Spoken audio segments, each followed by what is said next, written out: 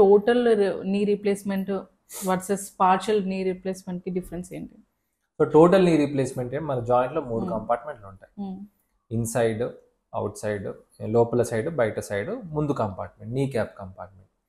Partial knee replacement ఎప్పుడు చేస్తాము అని అంటే పేషెంట్కి మిగతా 2 కంపార్ట్మెంట్లు ఫస్ట్ ఎక్స్రే తీస్తాము. ఎక్స్రేలో ఇన్నర్ సైడ్ కంపార్ట్మెంట్ స్పేస్ తగ్గిపోయి ఉంటుంది.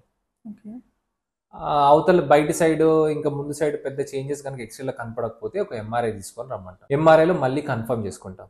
The problem is only in 1 compartment of the నీ, మిగతా 2 కంపార్ట్మెంట్లు మంచిగా ఉన్నాయి. అప్పుడు కన్ఫర్మ్ చేసుకున్న తర్వాత కొన్ని స్ట్రెస్ ఎక్స్రేస్ కూడా చూసుకొని అప్పుడు పేషెంట్ని పార్షియల్ నీ రీప్లేస్మెంట్కి సెలెక్ట్ చేస్తాం.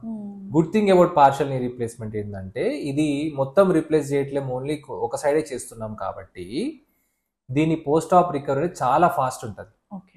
పేషెంట్స్ కూడా ఈ నీని చాలా ఎంజాయ్ చేస్తారు. ఎందుకనంటే చుట్టుపక్కల ఉన్న లిగమెంట్స్ని వాటిని పెద్ద డ్యామేజ్ చేయకుండా ఓన్లీ పార్షియల్ చేస్తున్నాం కాబట్టి పేషెంట్స్ ఈ పార్షియల్ నీ రీప్లేస్మెంట్ని ఎంజాయ్ చేస్తారు. ఫాస్ట్ రికవరీ ఉంటుంది.